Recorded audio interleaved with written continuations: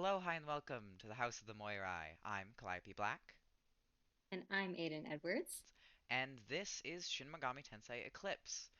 For those of you who are unaware, which should be everyone, these are the Session Zeros. This is a tabletop role-playing campaign based off of the video game series Shin Megami Tensei. We use a homebrew addition to the second edition of the Cipher system, which I'm sure a total of two people watching know what that is. Um, I have no fucking idea what Cypher is, actually. We're how many episodes in? And you have no idea. Great. Um, Well, it's the oh, it's zero. the zero. Yeah, we're totally not recording this in post. Absolutely not. I don't know what you're Either talking way, about. either way.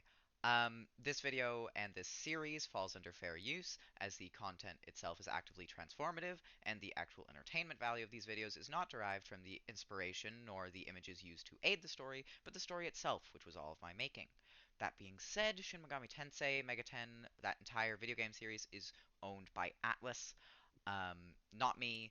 This is a fan work. This is not official. In no way have they paid me for this. In no way have I contacted them for this. You know, Imagine getting paid. Could imagine not getting be. paid. Could not be us. that with that said, I would highly recommend Shin Megami Tensei for any of you who've watched this and have never played, and if you enjoy this, some of the demon designs or just how things are done. Go buy SMT5 or SMT3 Nocturne. They're both wonderful starting places for the series.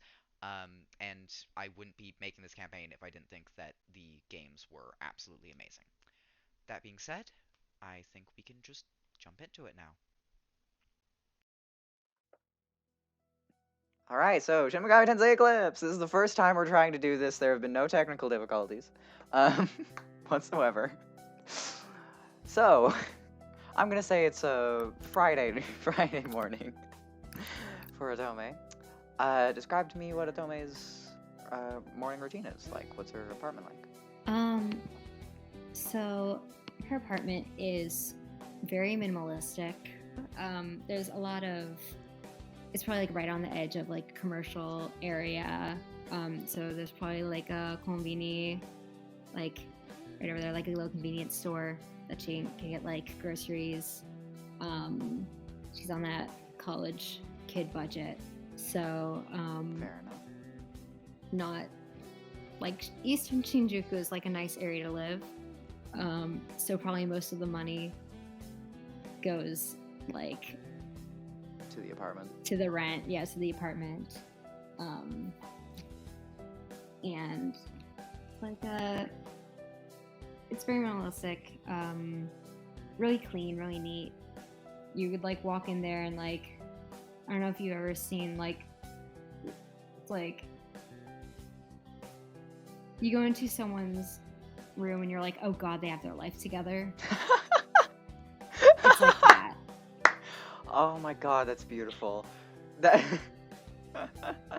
I was gonna be like, and you can tell they're smart, but I'm like, no, you can be smart and have like an insanely messy room. No, Otome's room looks like she has her fucking life together. I do want to ask a question.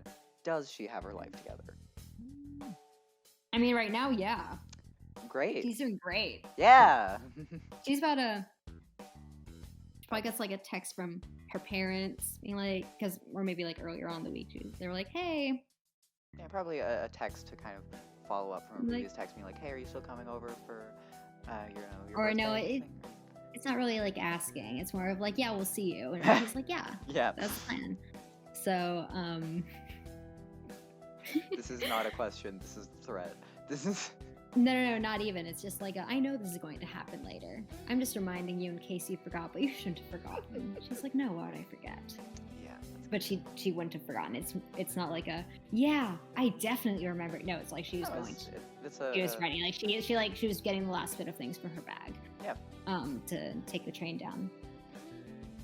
All right. So she probably has like a small little breakfast. Like she probably stops at like a coffee shop on the way. Probably like walk to the train station. Pretty average morning. Pretty average morning. Yeah. All right. I am going to flip a coin, or I'm going to roll a dice, real quick, Nice. just to see how lucky you get with the train. Okay, so you wait for the subway to get here, you get on the right train, and you happen to be lucky enough that there is a seat open. It's probably not going to be open for much longer, so you kind of have to rush to get over there, but there is a seat there, if you'd like to take it. You know what? Considering she has like a few, like a bag or two, like she'll probably snag the seat. Fair enough. Let me know if you want me to roll anything, because I do have my dice tray and Oh yeah, everything. 100%. What does Otome do during the subway ride? Takes about like 20 minutes from the subway from Shinjuku to Meguro, so or about half an hour, but yeah, close enough. I was like, I thought it was longer than Yeah, that. it's I've literally I've looked it up. Yeah, I was like, no, it's like an I make sure to hour. know. It's like, I mean, well, Google says it's not, but we all know we can't trust Google. So Also, I'm like, what time is it in Japan right now? well, it's 10 fairly. here. It's like 11:30 there. It's like, no, if I looked it up now, it'd probably be like normal. Anyways, so she probably has like headphones in. She's either, I guess, like reviewing some of the notes that she has from like her last class. I'm gonna put a bias. She doesn't have any classes on Fridays. It's just Monday to Thursday with her. I'm not projecting it all onto her. What? I would never take a Friday class. Anyways. So,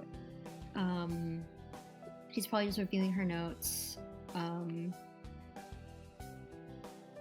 Or like she's reading a book or something like that. Something productive.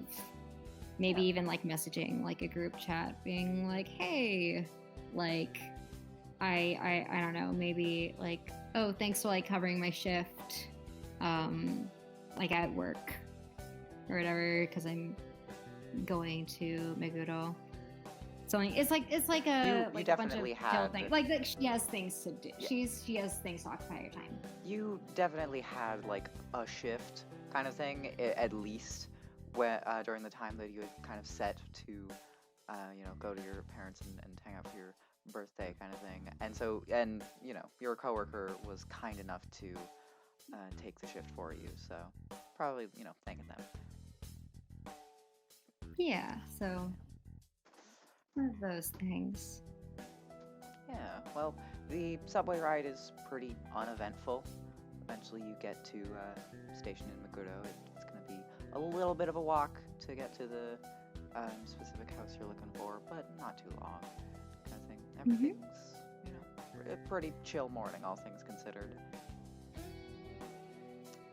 Yeah, like I think she's used to the station and how close, because like she lived there for a while before like having the apartment to go to college. So yeah, so she's just kind of vibing. Maybe like she recognizes a few neighbors, maybe like walking their dogs, or like I don't know if there's like a few like bakeries or something. She'll probably like, or like other places, like maybe like picking up like small groceries where it's like, I remember my mom complaining about this on the phone with me. I'll take one for the team, get some stuff. 100%. You do Just actually like see some of that like helping out. You actually do see one of the neighbors you had actually gotten, or neighbor families that you had gotten a little bit close to before. The Hakoka family, I think I'm saying that right. They are out on they're out and about. They wave to you, say like hello, kind of. You stop a bit to chat, see what you're doing in this side of the city, kind of. Yeah, so they have like a little conversation. She'll be like, oh, I'm here visiting the rest of my family, celebrating my birthday all together. What have you guys been up to? Oh, they're kind of they're making small talk. Apparently their child, which was several years younger than you, kind of thing. They've Hmm. recently graduated and they're looking into career opportunities, and they're very excited for him, kind of thing. Hmm. They kind of go on a little bit too long talking about him. Yeah, no, they definitely like, cause feel like, cause this is before she would start going by Otome. It would still Saito be would, Masami. Oh, yeah, Masami, Saito, whatever. Masami would definitely like listen, be like, oh, what are you thinking about? Like, I go to Waseda, um, like just hyping up everything, just getting them excited for the future that like they can look forward to, you know? yeah, real wholesome Yeah, stuff. just yeah, super wholesome stuff.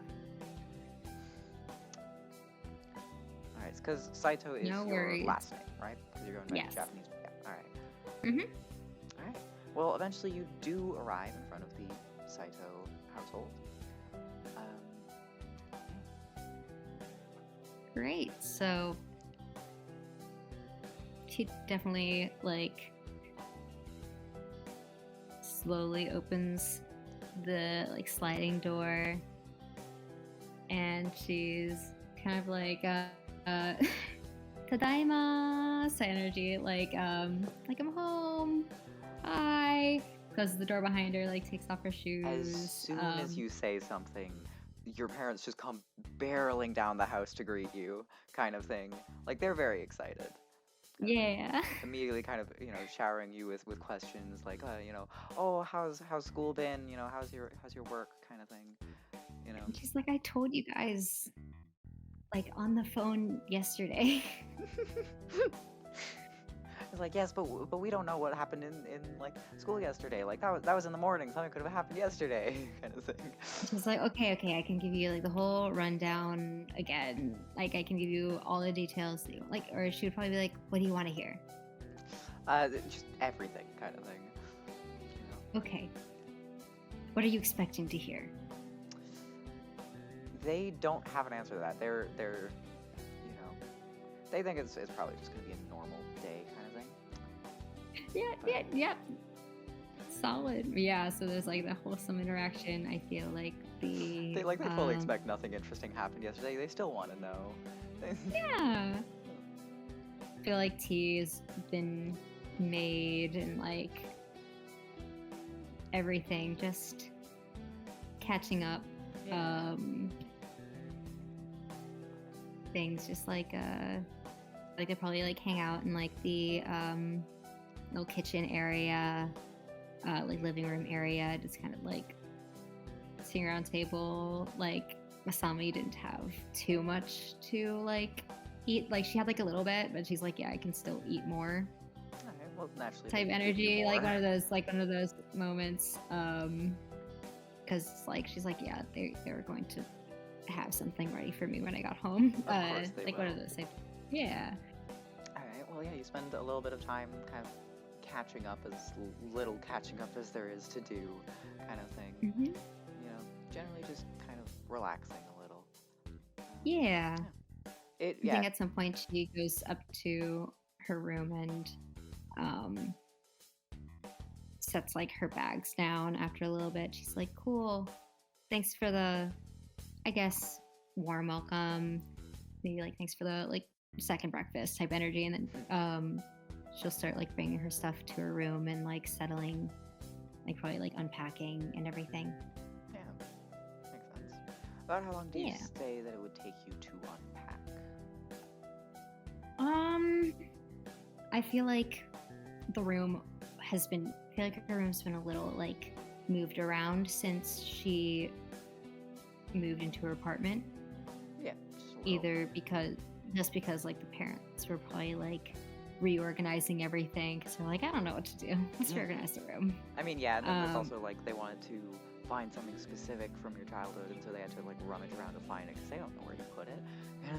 So yeah, I feel like they would have like a whole like box full of like all of this stuff, so that wouldn't even be in her room in the first place unless it was like very like obviously placed or something. So I don't think that would have been an issue. But it's more of like we're gonna clean this and make everything look all tidy for her when she gets here. Yeah, it was just kind of like things have been rearranged. Yeah. Or maybe she started like rearranging her stuff differently when she was in her apartment and she's still like used to that. So I feel like it takes her she's there for like week, there for the birthday week. Yeah. I want to say like 30 minutes just unpacking and then like reorganizing things. All right, that's fair.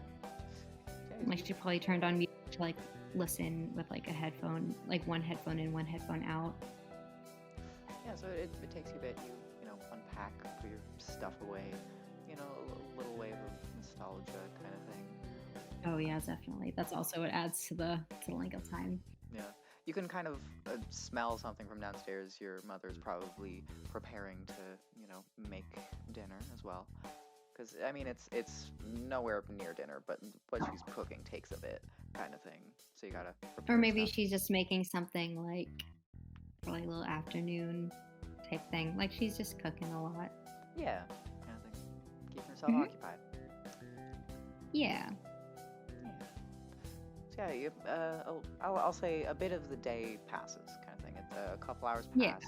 just kind of wholesome interactions, kind of thing. And eventually, your mother goes outside just to, you know, get a little bit of a breath of fresh air, kind of thing. It's nearing dinner time, but it's not quite there yet. What is I guess Masami currently doing right now? I feel like after she put like everything away, she did end up like going back downstairs, maybe like helping cook things, wherever like her dad was, like maybe helping him out, just kind of like being there with her parents. I want to say your mother did ask you to kind of take over in stirring what she was stirring and for dinner kind of thing, so she could take a step outside kind of thing. And after, I feel like there's maybe a window or something, and then she's like kind of watching.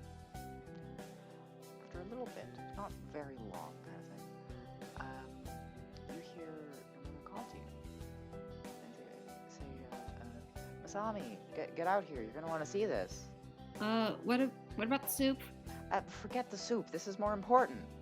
She's gonna like put the like little lid on the pot and like lower it down to like lower the like flame down to, I guess, a like a little simmer. Try not to burn the soup. Yeah, like soup is less important. The soup is still important.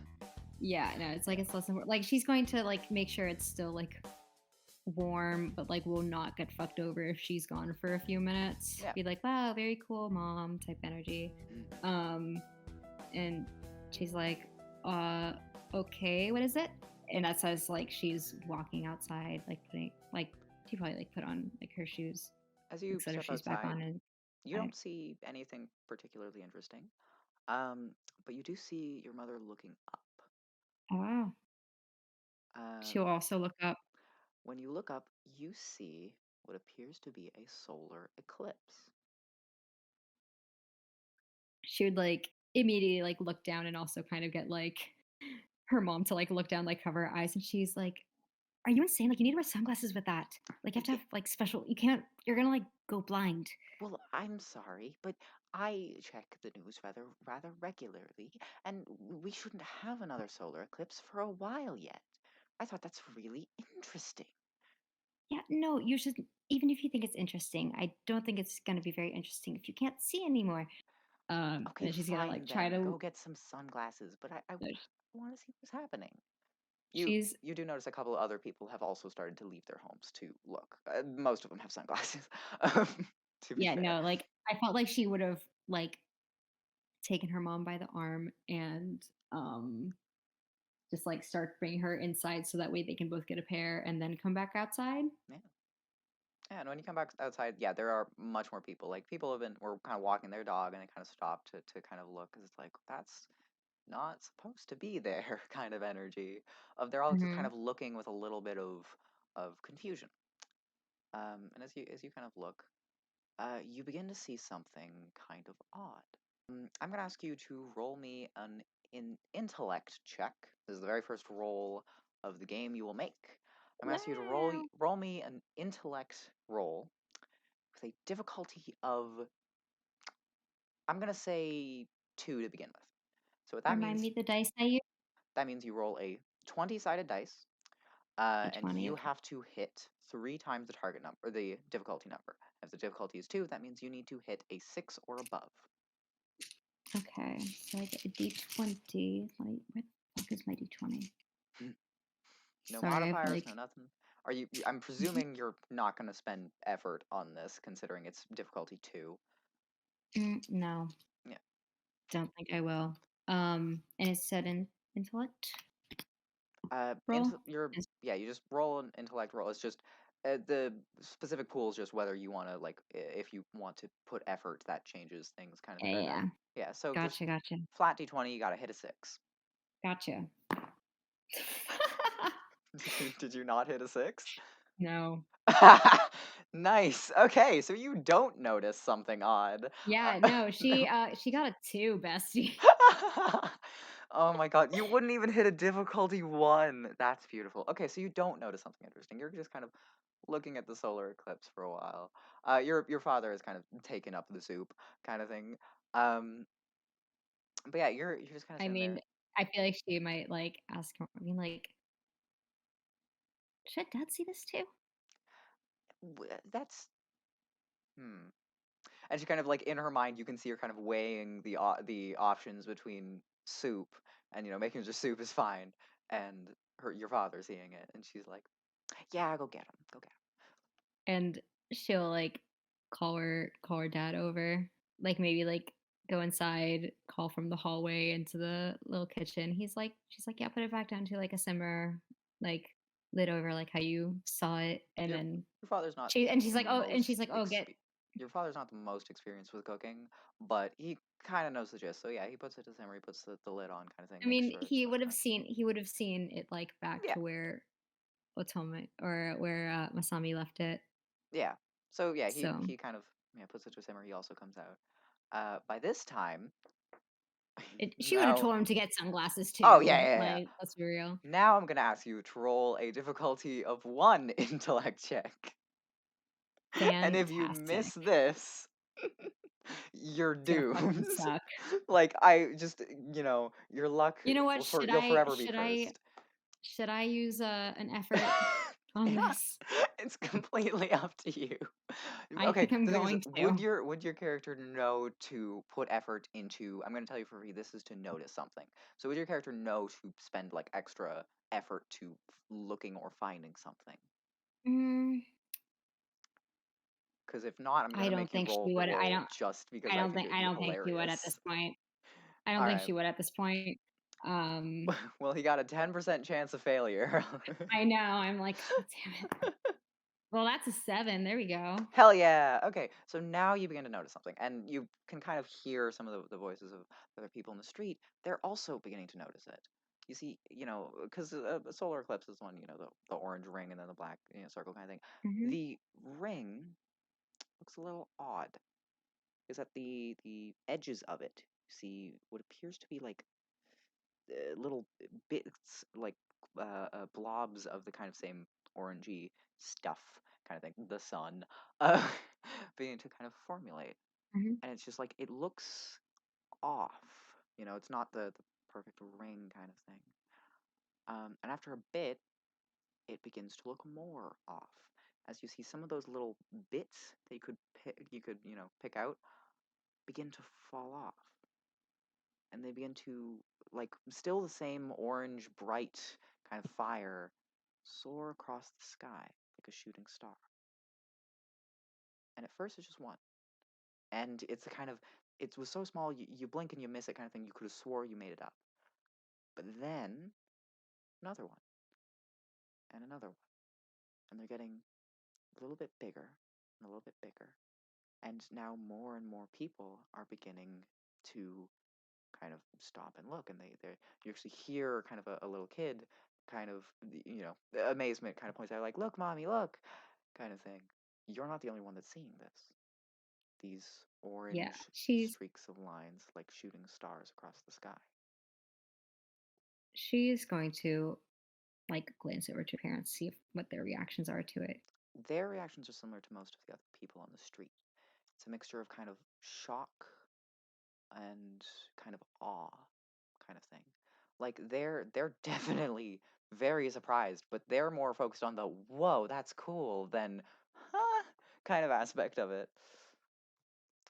Yeah, she's kind of like, It looks rather pretty actually, kind of having "Hmm, the lines of orange fire.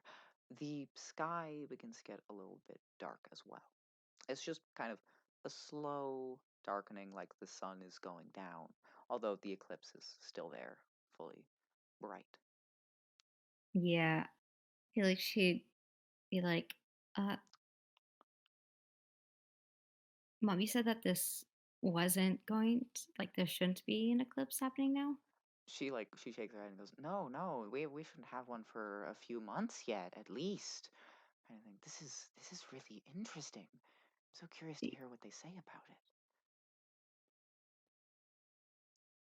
Um, So you're saying is that this can't be right, right? oh, well, I mean, I'm sure there's an explanation, but it wasn't predicted. Does Masami look back up? Or is he still, Um, talking to her mother? no, I think she like glances to like her mom and is like also like glancing, looking up at the sky as they're talking. All right. Well, you know how I said that some of those lines were getting like a little bit bigger, kind of thing? But yeah, a bit closer. Yeah, kind of thing. Like more, easier to see. You notice some of Hmm. them are growing bigger as they reach the horizon,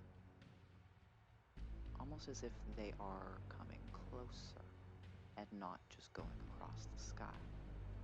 And this is lost on everyone else. No one else sees this or makes note of this. Can she tell where the closest one to her might end up landing? Yeah, I'll tell you for free because the next one, it goes down a little bit and it gets bigger and it gets bigger and it gets very big. You see it land.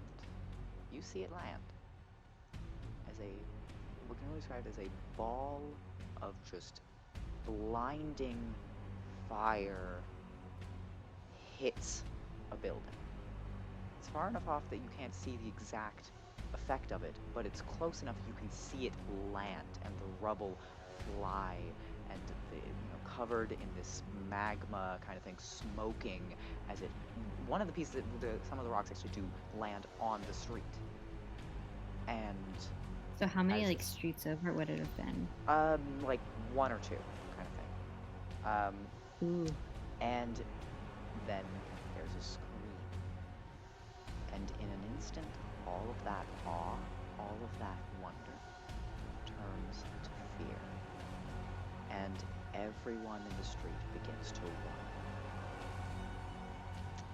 You see more and more and more of these what you'd assume to be kind of shooting star-esque things land. And more chaos as more and more people begin to panic. And the air feels a little thinner. It's a little harder to breathe. Not enough for it to be a big threat, but it's enough to notice. And then more land and more people scream. Your mother and father at this point look absolutely terrified. Um, do what is Masami doing right now? So, I feel like for the first one or two, she'd be trying to figure out what kind of shapes they were. They were Um, like masses. Like they didn't have any specific shape. It was just kind of like a Mhm. blob kind of thing. It was bright enough, it was hot enough. You can't see if it did have a defining shape, you can't see it. Gotcha. Um, it's like when she was seeing it, like kind of come closer, she definitely would have been like, "I think we should get out of the think we should find some shelter that would not get destroyed. Like, Your mother is that was nodding kind of, vigorously, like she's terrified, kind of thing. yeah. Feel like You don't have enough where time. would even, yeah, she doesn't have, she's like trying to be strategic. She's like, where would this, what would be like a place that would Where are not you have a lot of running? places? What is the plan here? Because you don't have a lot of time to come up with a plan. So what is Yeah, Masani's yeah. instinct? Her instinct. So I feel like, so I'm like, did she have her phone in her pocket? Yeah, I'll say you. That's my main question. I'm like, because she would have made sure she had like some sort of form of communication on her. Yep. In case something were to happen. It's not unlikely. Yeah, so I'm assuming she just has it in her pocket. And she's probably gonna like grab both of her parents' hands and I think she would start going to is there like an area where the, like, I'm just gonna call them asteroids, where they're like not hitting? You don't see any clear pattern as to where they're hitting. So you have no way of knowing, where is safe. Yeah. That's what I was thinking. Nice. Is the plan just to run? Yes. All right. Away you start running. from any sort of, and like and with her parents running. just like holding their wrists. Yeah. You start running, and I'm gonna say you do not get far because you stop in your tracks as you begin to feel the ground shake. And not only does the ground shake, you see buildings collapse and rubble being thrown when there was no meteors to strike them. Something else is breaking the buildings, and they're now coming around the corner, kind of thing. You're looking at, this does have a clear pattern, and it's going along the street to the intersection that you were about to cross to. She will probably. I'm going to say. Kind of start backing up, and she's gonna start backing up, and she's like, we're going back in the house. We're going back in the house. That's fair. As you begin to back up, before you turn around to fully go around, you see a towering figure turn the corner. You are very surprised you didn't see it walking along the street, because it's about the size of a building. Like full on. It just looks what can only be described as horrifying. Something that you have never seen. It's got large, fly-like wings and beady red eyes. Kind of a blue carapace with several arms and legs. And skulls. Human skulls. Somebody's gonna take out her phone and start like taking a video. The corner. Oh god.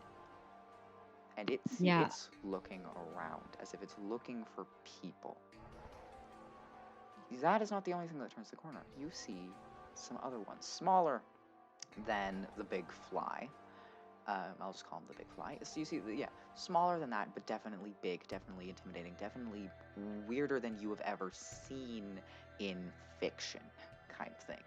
Like, if this is some movie thing, this is some serious, after editing, because holy shit, kind of thing. Ooh, yeah. Among them, there are very small figures with wings floating along. You see, it appears to be fucking snowmen walking around. As weird as that sounds, you see all manner of... What season is this, by the way? Oh, it's currently spring. Spring, okay. You see so many different things, and you see elements being thrown around the place. Fires start up randomly. Ice is thrown across the ground to make people slip. It's full-on chaos, and you see one of the creatures turn to look at you. And your I family. should mention that Mhm. Masami also has when she starts like as she's starting to like back up, Mhm. she like lets go of one of like her like parents' hands to like pull out her phone, just start recording like Valid. everything that she's seeing. Yeah, you can record Just it. as like just so she's doing that. Yeah, I'm gonna say your when you were camera doing work those ain't great, descriptions. but you can get most of it. You see one of the creatures turn to look at you, and its eyes harden, and it looks between your mother and your father and you, and it begins to move towards you. And it looked in comparison to the big fly, it looked pretty small. Now, as it's getting closer, as it's barreling towards you, it's it's taller than you. It's significantly taller than you. Yeah, If you no, had to when make they an make eye estimate, contact, if you have to make an estimate, it's about like 1.5 times the size of you, kind of thing. Like, it's fucking tall. And you see this barreling at you. when they make eye contact, told me or saw me like next to her parents, like she's kind of like, oh, we need to go back to the house right now, and we then need like to go she's back. That's yeah, no, fair. and then she's gonna like they're gonna like start like sprinting, and she's like,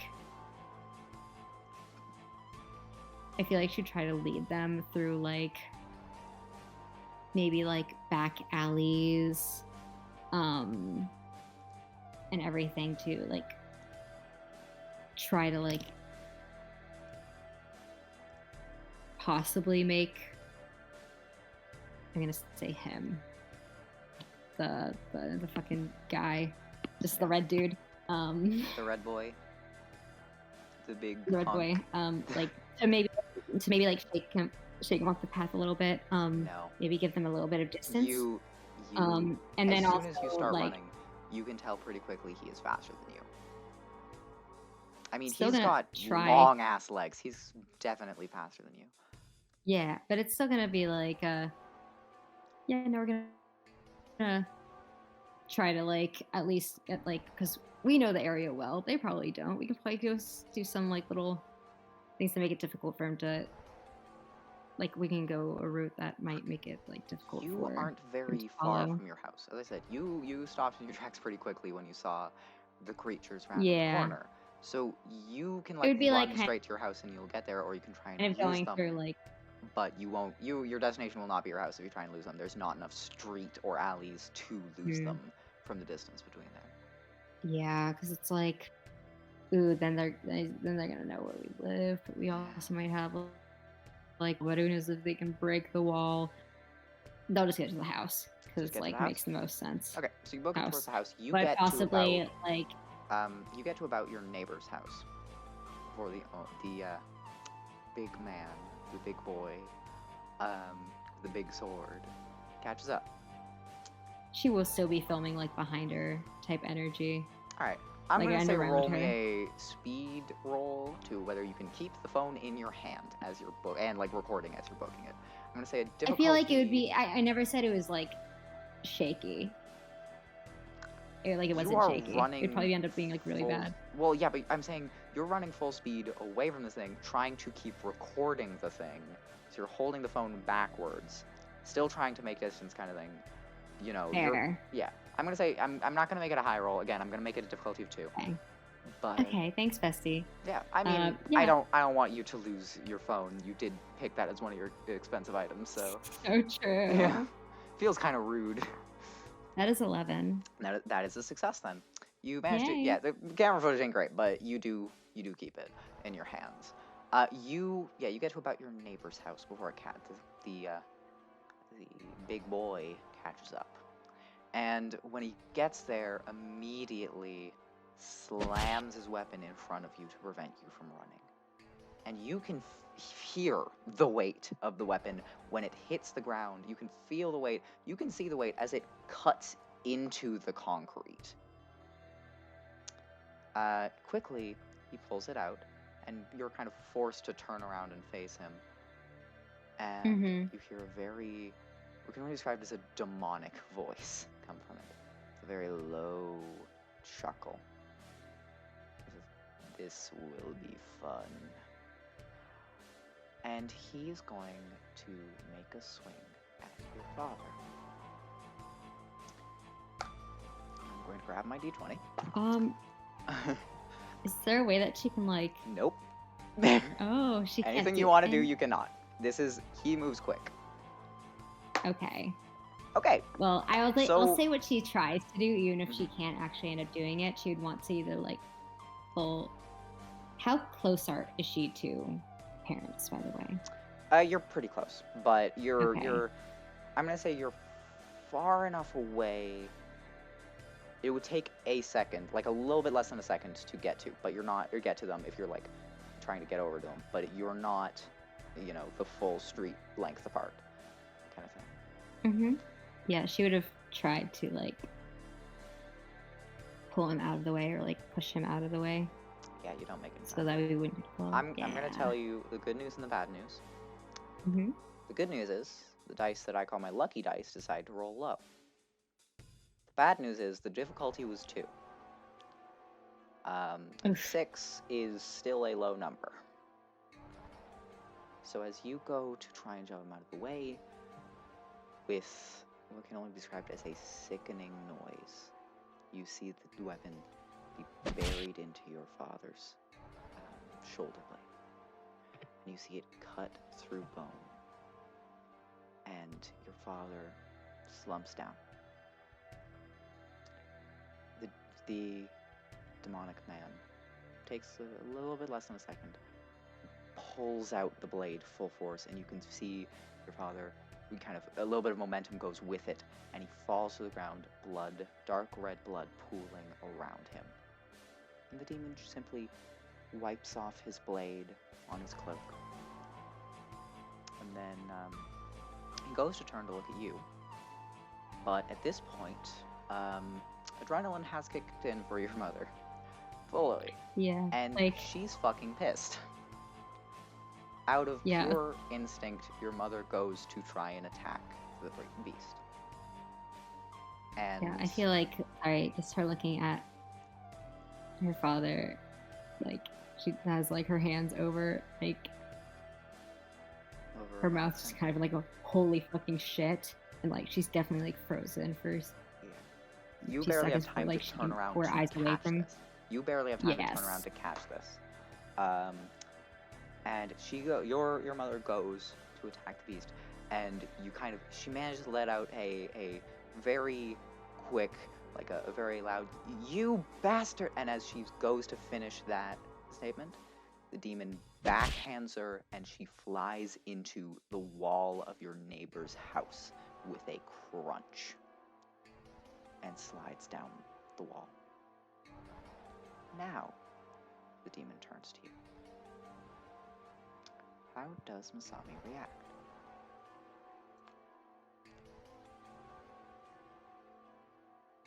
She, I feel like, is stunned. Like, she has a quicker, like, she looks at her mom, like, she probably, like, was able to catch, like, slam, but she's, like, quick to look back at the demon because, like, fear. Can't have a slow reaction again. Yeah. Takes, like, a slight step backwards. You take a step backwards, and the man laughs, a very hearty laugh. Like he's finding enjoyment in this. You can see his mouth, as odd as it is curved into a smile. He says, "Say your prayers." And lifts up the blade to whatever god you believe in, because you're about to meet them.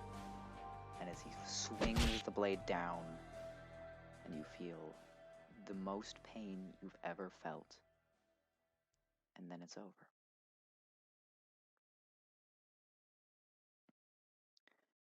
You open your eyes to find yourself in a forest. Looking down, you see grass, but a very black. It looks black. You don't know whether it's a dark blue or a dark red or whatever, but it looks like black grass, but it is healthy. It's not dyed grass, it's just dyed grass. You see silver wooded trees with blood red leaves and a small trail. It sounds peaceful. And yet kind of disturbing. There's a distinct lack of any animal sounds that you'd find in a forest. There's no trees rustling from the wind. It's just silent. What does Masami do? Is she already standing? Yes. You open your Yeah. eyes in the same position you were right the instant before you were struck. Gotcha. I feel like she like resets like how she was standing. Okay. She looks like around. Maybe calls out like a little like, hello? Your voice echoes, but there is no response.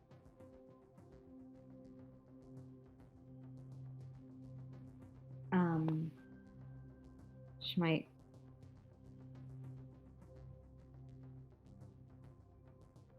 might bend down and like touch the grass with her fingers. The grass feels like normal grass. Maybe like pull some out of the ground. She like pulls some out of the ground. Try to like look at it better. Aside from the color, there's nothing odd about this grass. You do notice there are some fruit hanging from the trees, but they look twisted, kind of like what you'd expect from a normal fruit, but again, kind of twisted and warped, and their stems look kind of, I don't know how to fully describe it, but they look off just a little, and it doesn't really matter because the ones that you can see are a bit too high up for you to get to. Anyway. I feel like she'll start she'll probably call out again. Your voice echoes, and there's no response. No response? Okay. Again, there is a trail, if you'd like to follow it. I mean, she might call out a bit more, just she would check to see if her phone's still in her pocket. Or if she's still holding it or something. When you look down, you notice something a little odd. Your body doesn't look the way it should.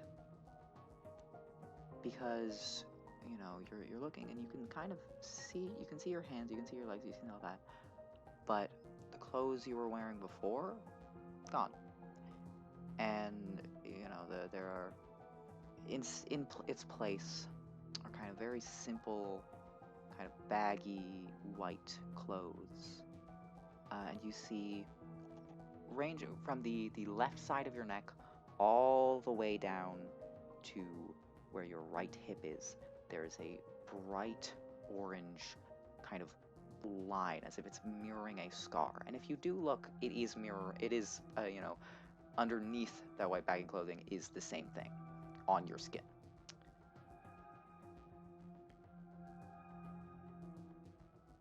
Yeah, she's just gonna kind of. It looks pretty nasty, kind of thing. Look up. She's gonna kind of look up and just kind of be like, I pretend I do not see it. And then she will just kind of walk, call out, just kind of being like, just kind of giving the whole like, hello, anyone here? I'll tell you for free, Say you're not gonna something get a response. if you. Yeah, no, it's just like the little like she's not expecting a response as time goes on. She'll probably just be like, my name is Saito Masami. Eventually, I was last seen in Meguro. Type energy. Do you have any idea where I am? I think I just saw my parents die. Like type energy. She's like, hello. Anyone can anyone help me? Type energy. You're kind of walking along the trail, calling out. After a little bit of walking, not long, you reach a large set of double doors, kind of thing. And they're very large, very fancy, kind of. They've got the door knockers kind of thing. Like, it's not a modern thing. And the This door is so seemingly leads to European. nowhere. Continue. Oh, yeah, true. The door seemingly leads to nowhere. It is closed. But yeah, if you look behind it, kind of thing, if you peer your head around, it leads to nothing. But it's the end of the trail. She can't walk behind it. She can walk behind it. She will walk behind it, just kind of like You walk behind it. You just see more, like, the forest kind of going on and on and on. No trail, kind of thing. The same if you looked left and right when you were walking, kind of thing. No end in sight, kind of thing. Oh, I was talking about, like, at the door. She would have, like, circled the door. Oh, yeah. There's nothing around it. I mean, maybe if you're astute, you can kind of notice there's a little clearing behind the door, but there's nothing in the clearing. So either someone's building a house here, or something. You got no idea. She definitely has the thought of, like, she's like, maybe this is like, she's like, that'd be cool if there's, like, actually something, like, through the door, but, like, you have to open it, and there's something actually there. Nah, that's crazy. That's stupid. Why would that be a thing? Why would that exist? I kind of want to try it, though. Let's try to open door.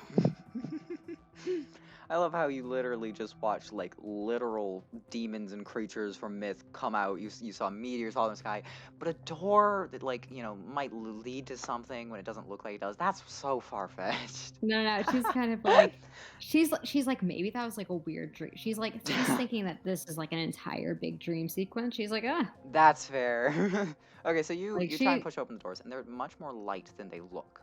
You manage to open the doors, and immediately after, as soon as you push it open large enough, or like to have a large enough viewing hole you can actually see behind it, it does not lead to the clearing at all.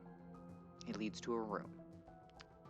It's a bit dark, but as you open the doors fully, you notice a room that appears to be a lot of like spider webs all around the place. But the spider webs aren't just, normal ass spider webs. They're kind of long, thicker white strands, kind of thing, all intertwined and entangled and going all around the room. And the floor is kind of dirt, but it's dirt that's been leveled, kind of thing. You can feel the fact it is not just a normal clearing, kind of thing. Walls are made of stone, ceiling made of stone. At the far end, you can't see, but you can hear the sound of water, like running water. And in the center of the room, it takes you a little bit to notice, actually. In the center of the room, you see 3 figures.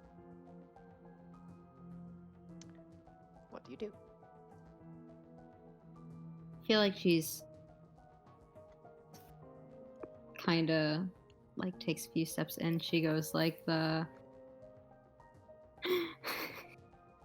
she was like, "Shimasu," which is basically like Yeah. Alright. It's like that, like, coming in, like, they're like polite, like you'd say to like your Yeah. fucking boss or something. Like when entering his office type energy.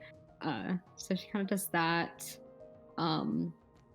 As she like slowly takes a step forward, I feel like she's looking around before her eyes fall upon the 3 figures. Yeah. Right. And then she would probably do like a nut, like she'd see them and then she'd be like, oh shit, like immediately goes into a bow going like, sorry for my intrusion type energy, and then like keeps the bow for a bit. You hear a voice. It sounds a little echoey. Not enough for it to be annoying, but enough that it's kind of noticeable. Did her voice echo? No. Okay. This is the new voice. There is no need for that. We have been waiting for you. It was hardly an unexpected entrance. She like immediately stands up straight. Kind of like dusts herself off. She's like, still a polite thing to say. This is true. There's a little bit of silence, and and there's another voice heard. It's different than the first one, and it takes you a little bit to figure out which of the three it comes from, because they are kind of engulfed in a little bit of shadow, and not enough you can't see some of their features, but like you can't see the color of their outfit, kind of thing. Mhm. She would take a step. She would just go closer to them as this is going on, by the way. They would look, or when you get closer, they look a little bit clearer, kind of thing, but that kind of Mhm. shadowness never really goes away. Their features are not their features are pretty defined. You will not be able to see like the color of their outfit, kind of thing. I'll tell you, there's one on the right, wearing kind of, they're all wearing very, very simple outfits, kind of thing. Yeah, very, very simple. But the thing that separates them is they all have a similar accessory, but it's going to sound weird, but on different places. So I'm going to actually show you. No, I'll see if I can describe it. The middle one has what appears to be kind of like a cloak, but Mhm. it's levitating a little bit off of her body, kind of thing. But it looks and acts like a cloak, kind of wrapped around um, parts at the very front, kind of thing. The out of the same material and texture, kind of thing. The one to the right has what appears to be kind of like a skirt that goes all the way down to her toes, kind of thing. And it's also parts in the middle, same texture, same kind of thing, still floating from her body.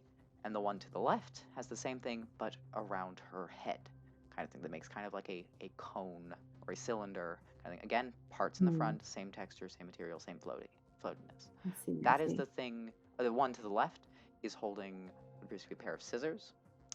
The one on the right appears to be playing with some string in her hands. All right. Okay. But yeah, the left one speaks up. As I said, it takes a little bit to figure out who it is. It's a little different in the voice, but enough that you can recognize it. Pretty similar. And just says, Mhm. "Do you know where you are?"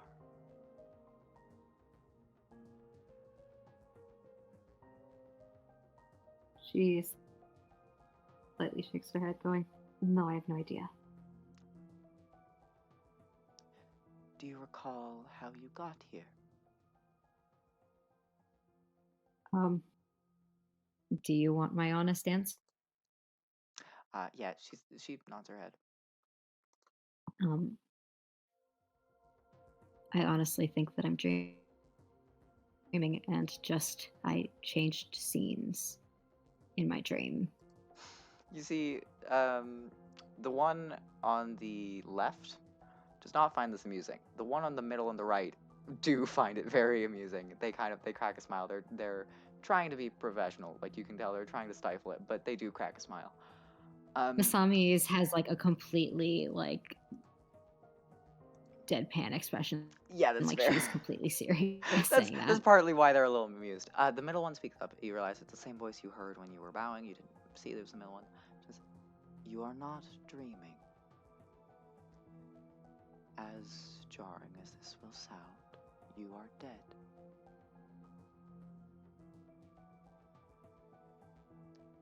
You are currently in the afterlife, the underworld. There are many names for it. The Greeks had called it Hades. I believe your people called it Yomi.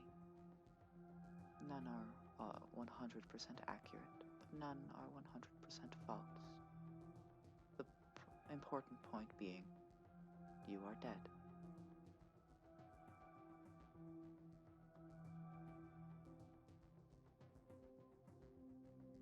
Huh. Nice.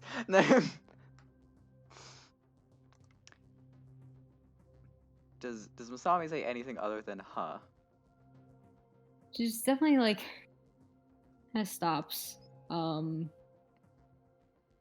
of puts like her kind of like holds her chin a little bit, like cross, like one arm's crossed around her, like like across her chest, and the other one's like kind of holding her chin. She's like, "Huh." The one to So the you're saying what was? I'm assuming you're aware of the demon that think it's a demon. It seemed like a demon. How he like killed my parents and then like took a swing at me, and that hurt. The one to the right speaks up. Again, hard to differentiate. Yes, I've heard that it hurts. That was all real, as Huh. unfortunate as it is. You are dead. Many others are dead, and what you witnessed was not a falsity or a lie. She kind of like just repeats the I am dead. I think she The kind one of to the like right turns nods. her. She kind of turns her back to them, just say, and just has her. She's still holding like her chin. Kind of like looks up, but she's definitely just kind of like turns back around, but like everyone would see like the three would see just her back, but she's just kind of like, huh, really? Just like a Why like, do I get the impression I know what's coming next? Antonina. I get the impression I know what's coming next. And then I don't think you do. Oh She like no! turns back around and she goes like, well, I was not expecting this today. Okay, I was not. I thought you were just gonna be like, okay, so I'm definitely dreaming. But that's fair too. Um, yeah. The what was it? The one to the left does not find this very funny. The one to the middle and the right definitely do. Just kind of cracks a smile again. Um, the one in the middle again speaks up. I would assume that you did not expect this. After all, we did not expect this. And she kind of admits that with a little bit of shame in her voice. Oh, do you tend to expect a lot of things? Why, yes, we are the Moirai after all. I'll Might assume I? I'll assume that answer means you're not familiar. The left one, Just or a little. She does like a little head tilt. yeah, the left Just some one like a confused. speaks up. He goes, the Moirai, or another term being the Sisters of Fate. We decide most, if not all, of what happens in the world. The beginning, the middle, and the end of every single person's lives. And as she says, beginning, middle, end, she gestures towards the one to your right, then to your middle, then to herself. She just still looks really confused. Usually we do not speak with mortals upon their death, but we have a predicament that we might need your help with. She definitely has a pause. She pauses and she's like, I'm sorry if this is rude. I've just never heard of you before. The one to the right kind of speaks up again. Yes, that is understandable, considering. It's like you mentioned the Greek belief. Is that related? Nailed it in one. As I had said, as we had said, sorry. And she kind of it throws a little bit of a pointed look towards the middle person kind of thing, because it's the kind of energy of she immediately knew the middle sister was going to correct her kind of thing. She says, as Yes. we had said, not one of your beliefs, or your world's religions, got it 100% right. but many got it very close. There's different Additionally, aspects. we may assuming. have quite liked the name they had given us, so we just kind of decided to go with it. And she kind of says that with a little bit of a smile.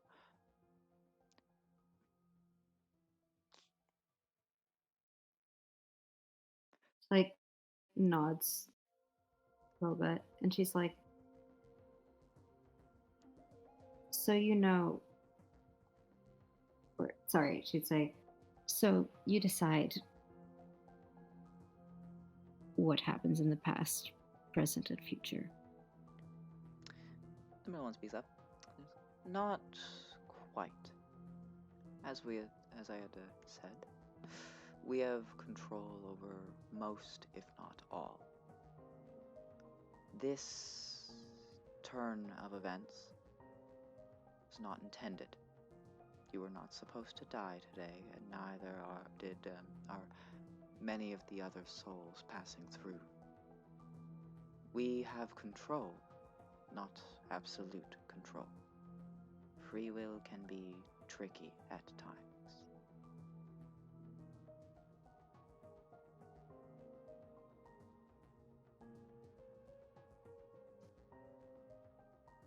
Her eyes narrow very subtly for like a second, and she goes,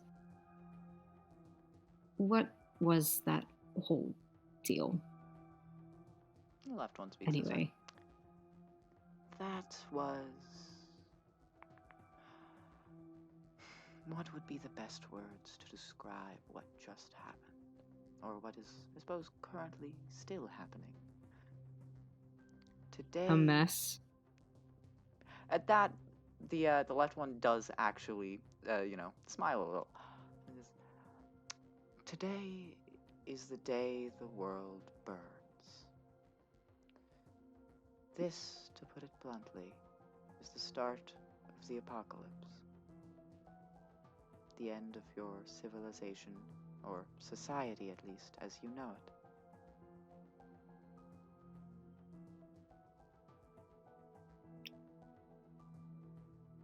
Huh, I must have missed the memo.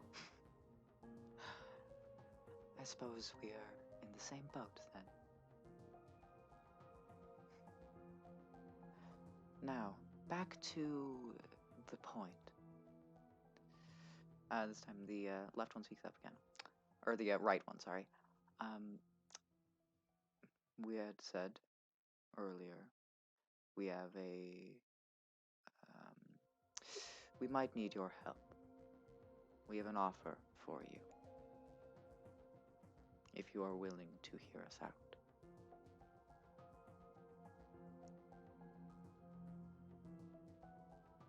What is it? We wish to return you to the world of the living. In exchange, you will do all that you can to return the world to the way that it was.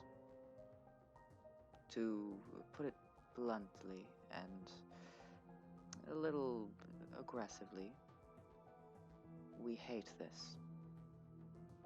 The way this has all happened, the fact of what had happened, it's disgusting. A twist and a horrible,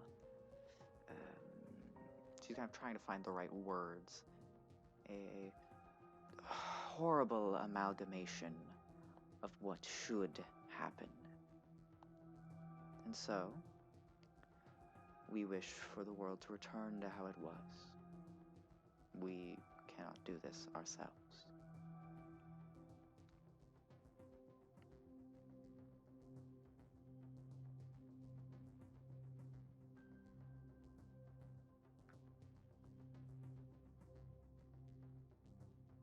I'm curious as to why you'd choose me out of all the souls that you didn't expect to pass today. The middle actually gives them a little bit of pause. The middle one speaks up. He says, there were some before you. Mere moments in the real world, I suppose. The world of the living, at least. But none have accepted the offer. We aren't going to ask just anyone. We ask those that we think could do it. Those who have potential. So far, there have been 3. You are our 4th.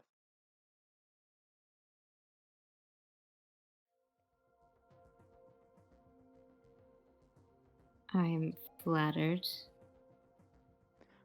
What potential do you see in me? The middle one kind of cocks her head to the side just ever so slightly and says,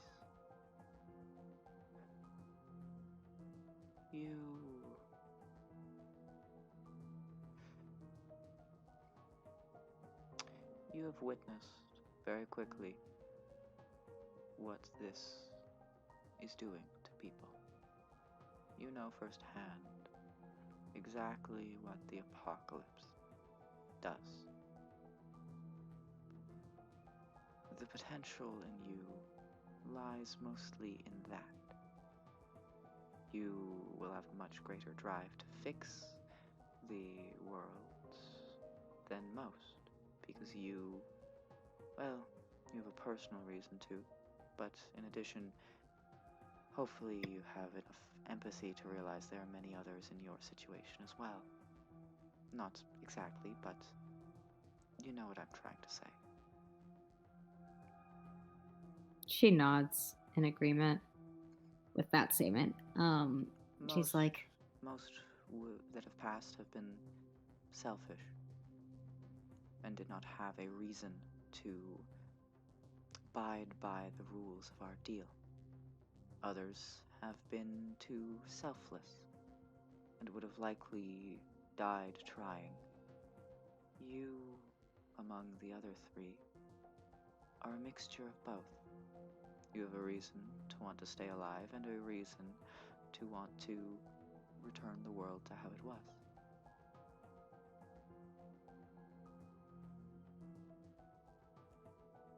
she nods again. She goes, you want me to fix the world. They nod. Are you able to fix something for me in return? They kind of glance side to side.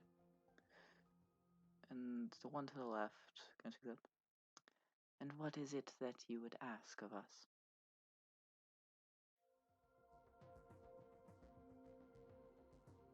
She'll take a deep breath, stand up a bit straighter. My name is Saitama Masami, 19 years old. My 20th birthday is in a few days. My biological sex is male. I believe that was something out of your control, because that is not what I am. You see a look of sympathy flash across the middle and the left. Yeah, all 3, actually.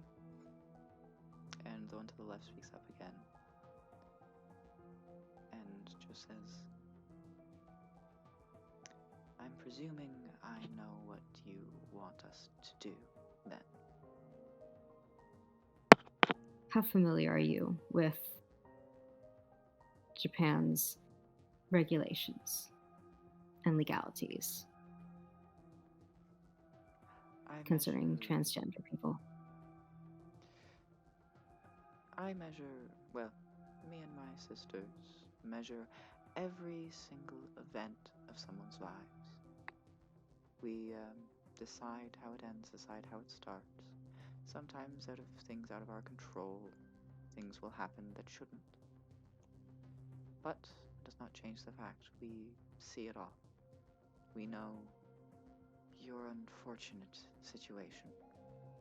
So, are you aware of Japan's legalities They nod. with transition.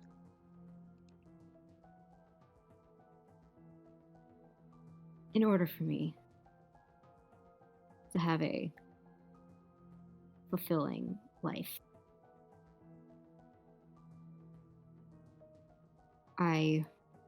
and do what you're asking me to do, feel like it's only fair for you to have me fully transitioned and have my records match it, as if I was... The one to the right speaks up. When it comes to the records, I don't think that will be much of a problem, considering it is the apocalypse. As much as a lot of this is out of our control, it's not foreseen, I can't imagine I can't imagine mortals would put that much stress on official documentation when you have to fight for survival.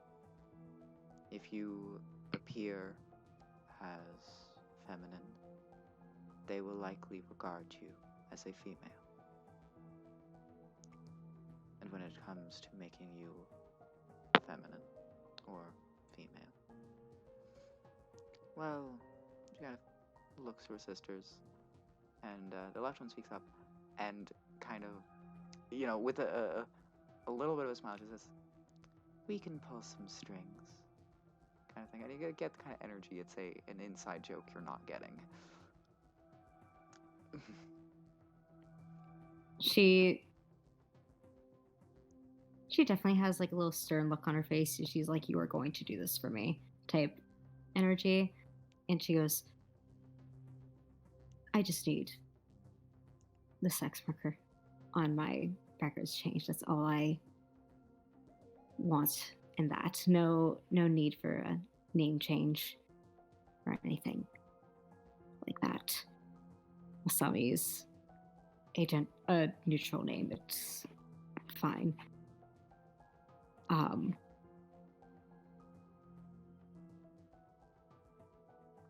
And appearance wise,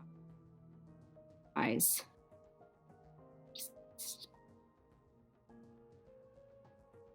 like kind of sighs a little bit, and she just kind of like, if you're taking requests, long hair, something that wouldn't make people feel like they would need to check ID on it, on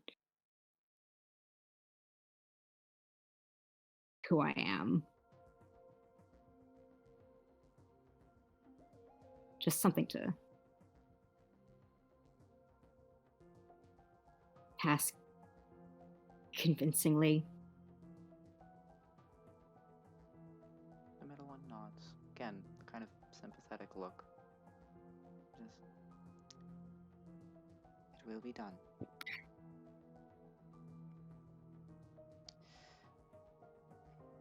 And we want you to know, before you decide on anything, what we ask of you, what we wish to do, is no mercy.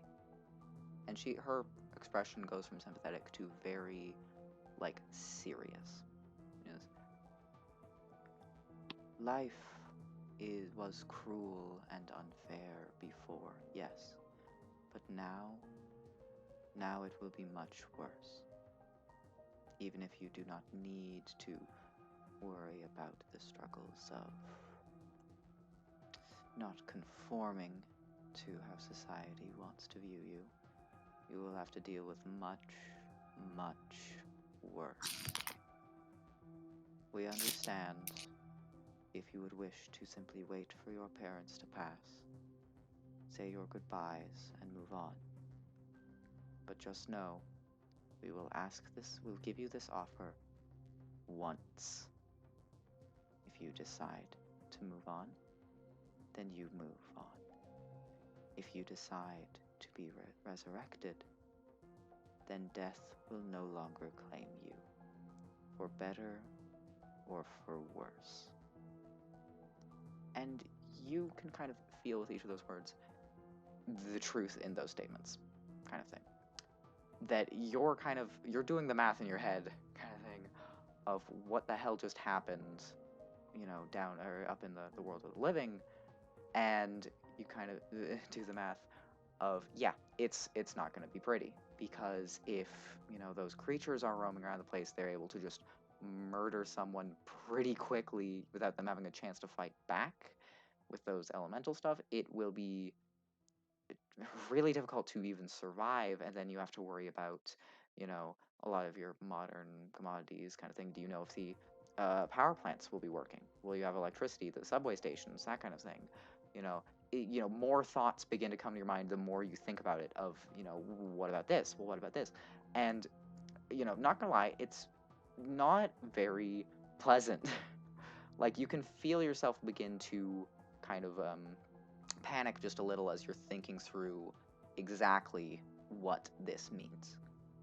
And as you're doing that, you hear a voice from behind you, a very loud, very stern voice, kind of thing, of a person who's just walked in. And he just goes, "Oh, for the love of God, you're scaring the poor lass." And someone walks in.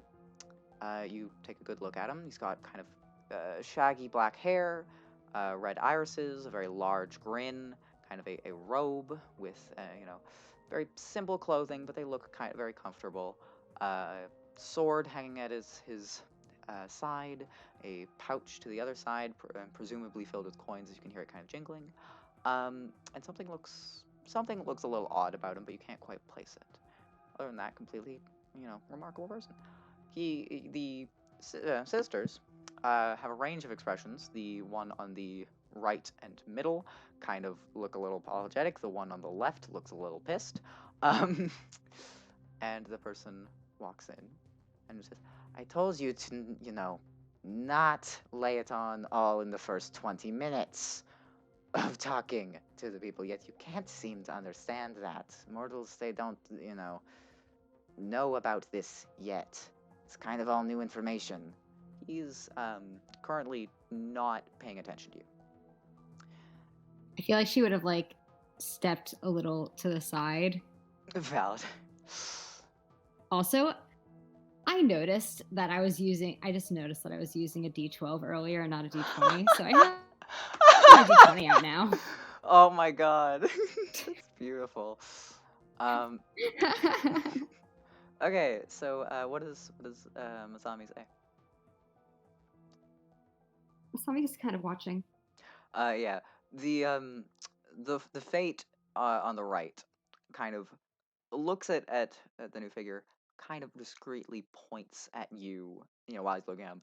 At that point, he realizes, "Oh, yeah, you're here." Turns around, kind of thing. It's at that point you actually fully realize what looked off about him. By looking at his head and his torso and all that, he should by all means be a good solid 3-4 inches taller than you. Like, he should be a decent taller than you. But his legs are just a little too short.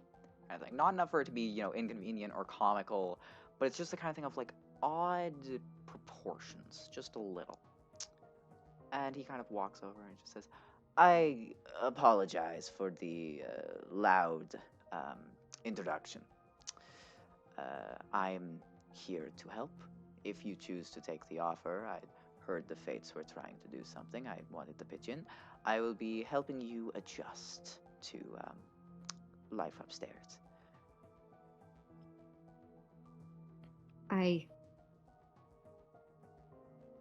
She kind of glances at the Fates, and she's kind of "You'll do my part of the deal, right?" The Fates nod. The man looks a little confused. And just says, "Oh, right, sorry. Manners. My name is Daikokuten. A little bit of a big deal, but not much." The Fates, or the sister to the left rolls her eyes.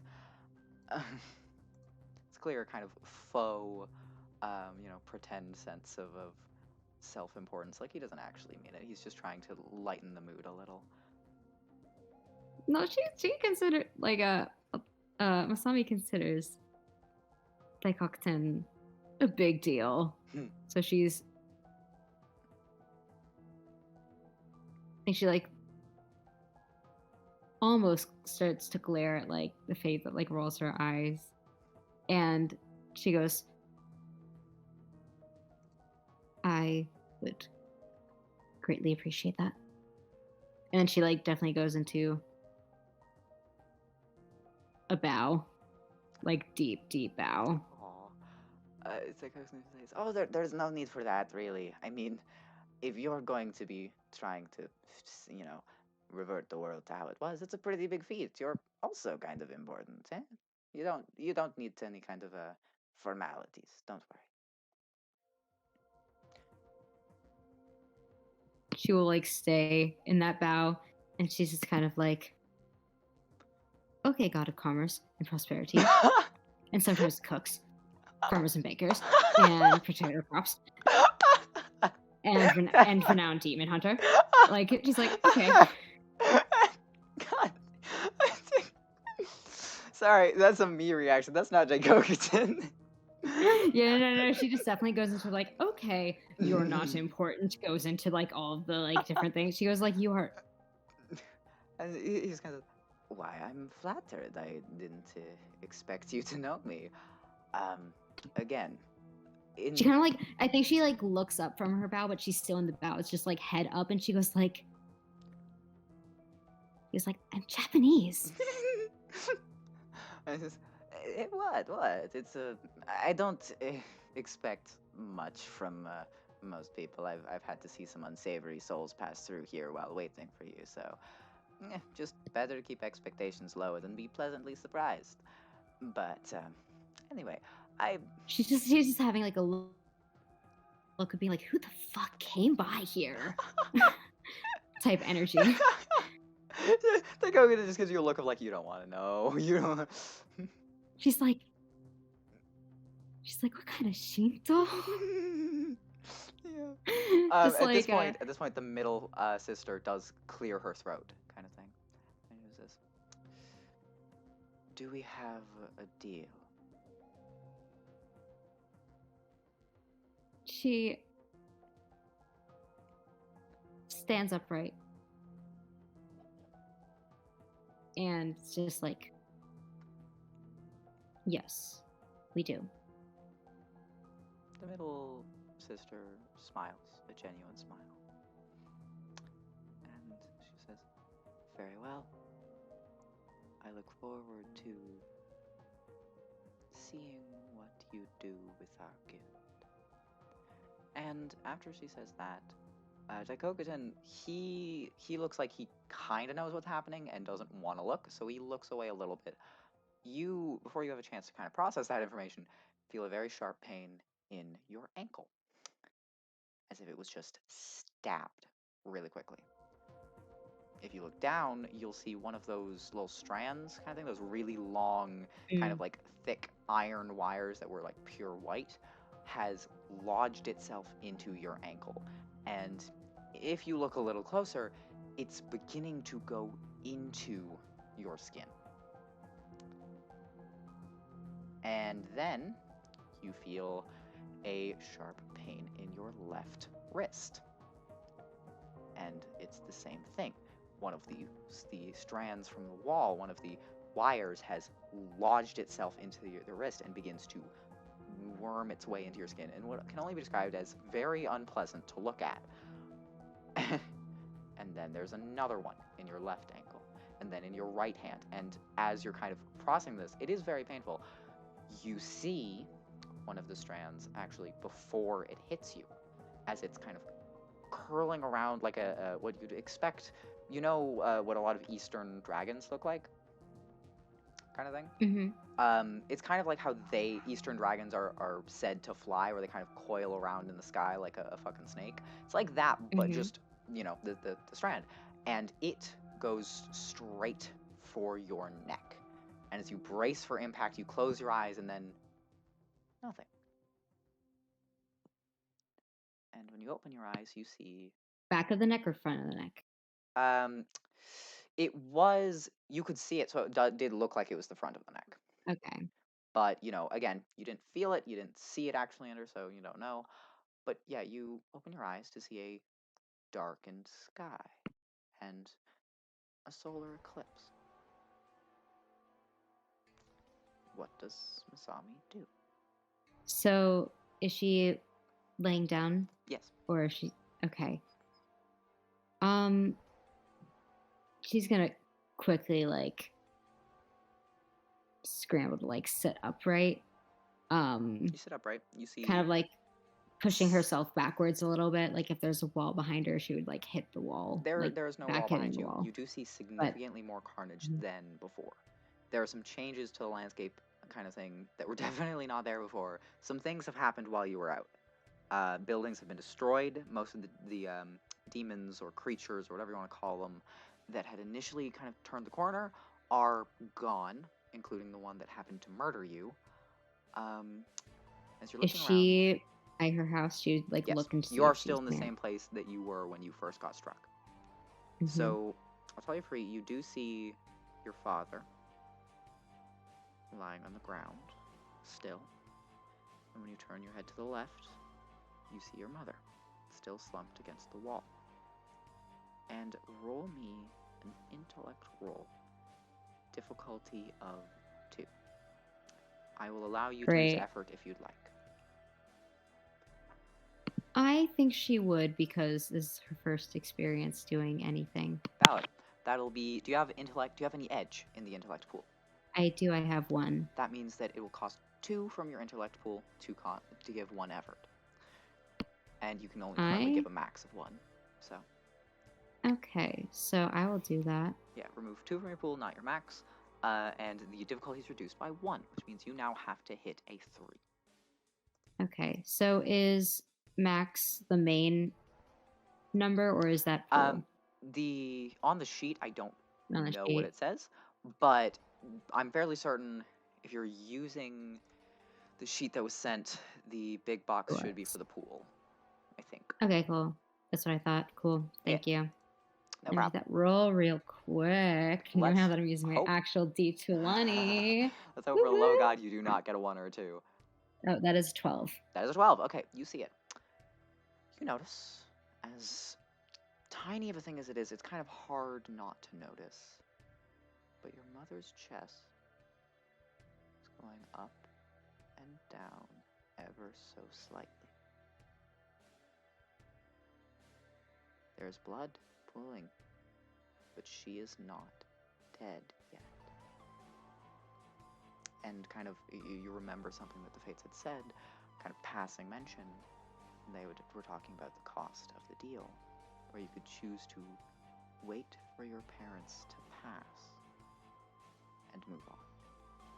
Your mom is not dead yet.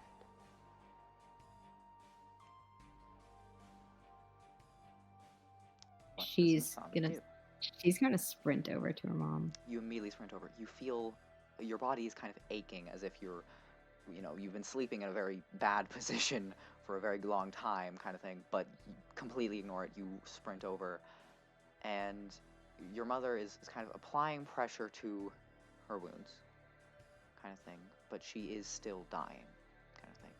And with a quick glance over, you aren't too hopeful about her chances of not dying. It looks like it's past the point of being able to save her. It's just, how long does she have? I feel like she would try to tear a bit of her shirt off to try to use it as a makeshift bandage or something. At this point, your mother does recognize you and notice you're here. She goes, "Oh, Sami, dear, look at you." She kind of reaches up a weak hand to kind of caress your face a little bit. And you know, she's looking at you. She has tears in her eyes, and she looks, you know, around. And says, I don't know what's happening, but I don't know how this happened. And she gestures to you. And at that point, I'm going to say you do notice your body is different. It's not like you don't take full inventory of all of the changes, but you do notice the fates fulfilled their bargain. So you do definitely pass. Yeah, I don't know how all of this happened. I don't know how this happened. She's like, I feel like she's like still mainly focusing on like trying to tend to her wounds, and like she's just been kind of muttering like, "Oh, it's okay, Mom, don't worry, like we'll be fine," type energy, and that's probably like how she. Masami, look at me. And she stops and like she looks into her eyes. We kind of suspected for a while, but we didn't want to say anything because we wanted you to come to us when you were ready. I guess it's a bit late for that now. And she kind of lets out a little chuckle and then quickly regrets it and winces. It's like, no, it's okay. I was going to tell you this week. She nods. It's. I don't have much longer here. So tell me one thing. Tell me what my daughter's name is.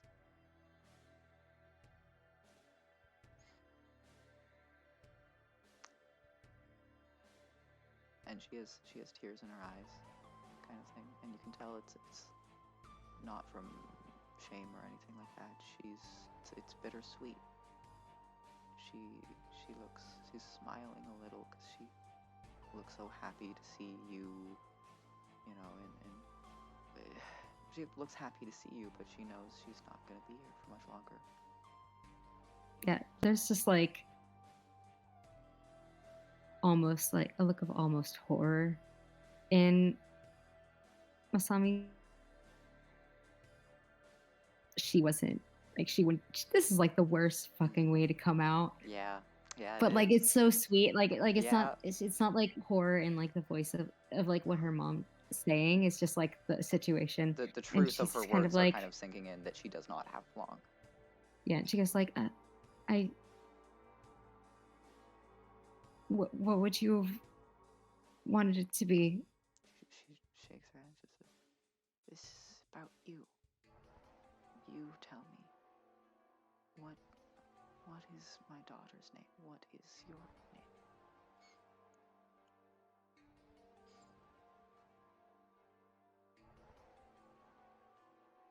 It's like,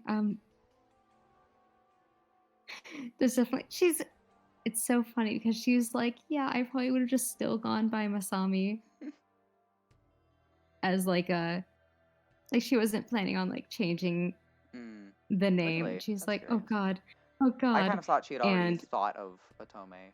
Yeah, Whoops. she was just planning on using it more as an alias, but she's kind of like looking around, and she goes like, it's kind of like thinking, and just probably thinks of like a story that she read when she was like it's like fucking brief flashback of like reading like a storybook with like her mom, and like then she's just kind of like, it's Otome.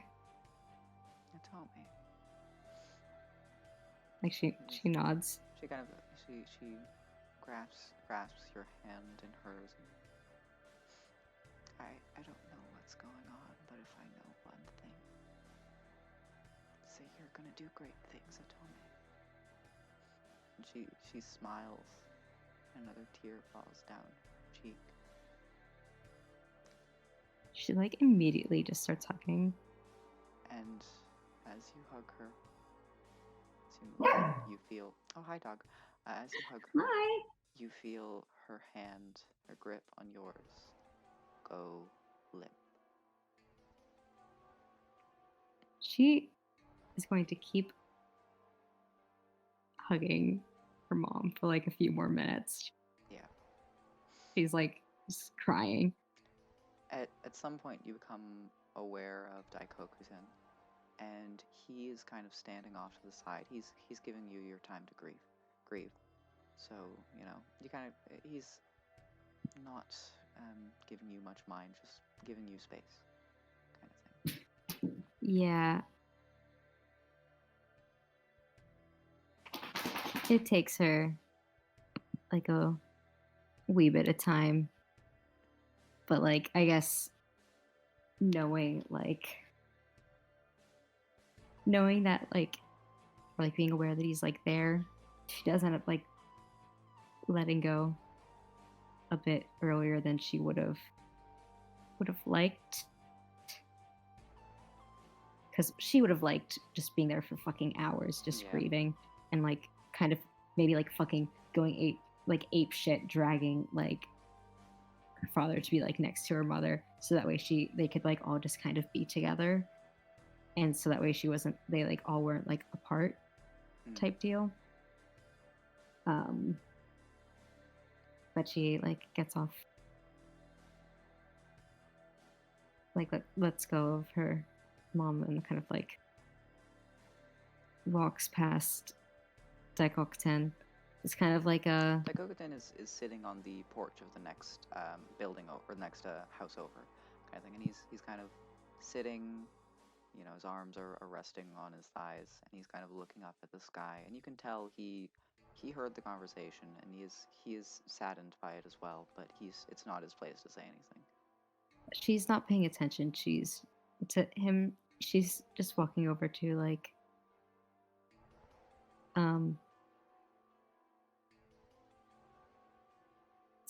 sit like beside her father's body, and she kind of like just starts like whispering to him, just kind of like, so you both had a feeling. Your dad is not. Yeah, like she's not expecting a response. She's kind of like, she's just kind of imagining what his responses would be, and she's just like, yeah, it was kind of obvious. I feel like my job gave it away. And everyone's starting to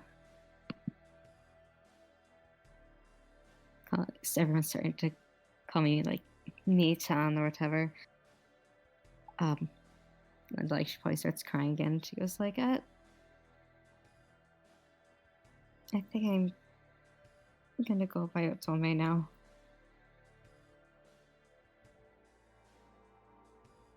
So just so you know. I told Mom already, don't worry.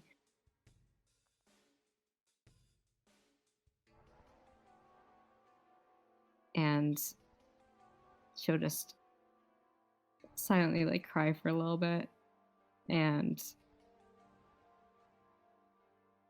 after a few minutes or so, she'll probably like stand up and take a few deep breaths and then walk over to Daikoku-ten. What do you say to him?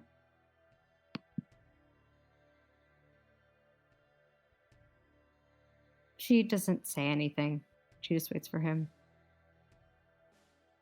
She's probably like,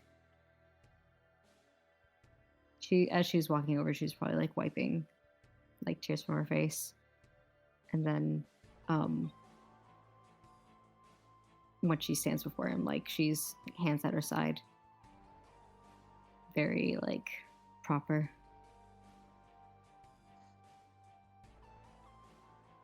He doesn't. He's still looking where he was before, Luigi says. He's kind of trying to find the words, you can kind of tell. There is no rush in what you're going to do. If you need to take days, then it will take days.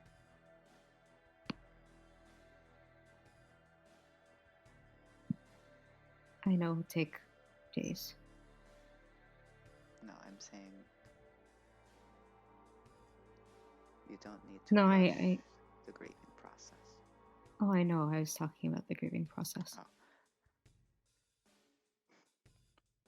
He kind of takes a deep breath and says, if you are ready to go, then I would recommend probably going and getting some clothes that fit a little better and taking a look in the mirror first.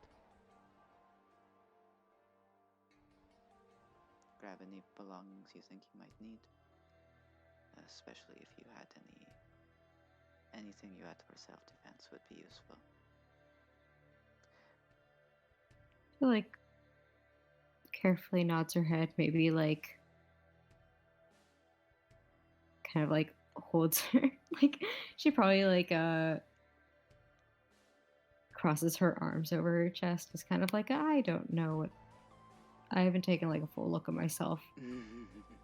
Yeah, and she's just gonna kind of like nod her head. She's like, right. And then she'll carefully walk back to her house and like, I also feel like when she was just hugging your mom, there's like fucking like blood and shit on her too. So it's Yeah, like this great look 100%. for her. Super hot look going on. I'll say there's probably a mirror in your room. Yeah, there should be. Yeah, so she first like goes and like looks to her room. So you do see, in the mirror, you take a look at yourself and you see, all the things you can see in the image you drew for Odome. Nice. The two-toned hair kind of thing, the different facial structure that looks a little bit more feminine, tits, and that fucking tits. Yeah, just who, just end me now, please. Just I've peaked. It's all downhill from here. But you're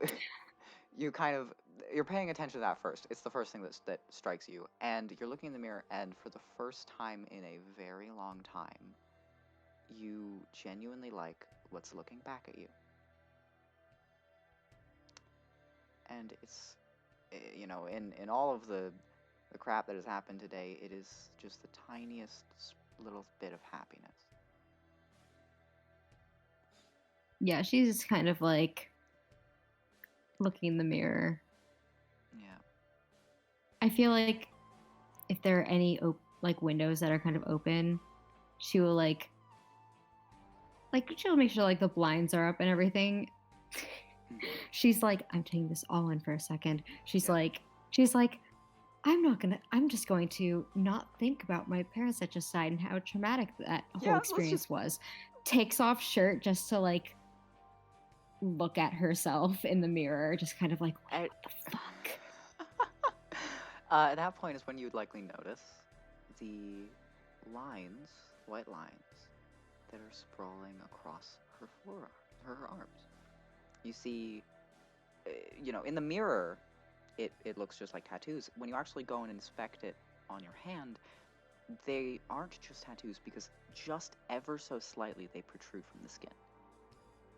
And there's a white line that goes from each of your fingers, the top of your fingers, connects at like the base of your hand, kind of thing, at the top of your hand, and comes to a much bigger, thicker line that then spirals around your arm. And you can kind of see that, looking in the mirror, it leads to your back as well.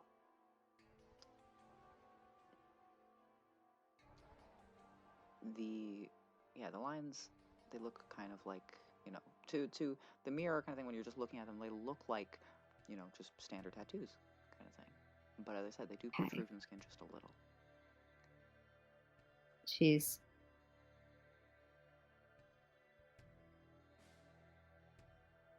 just like taking it all in.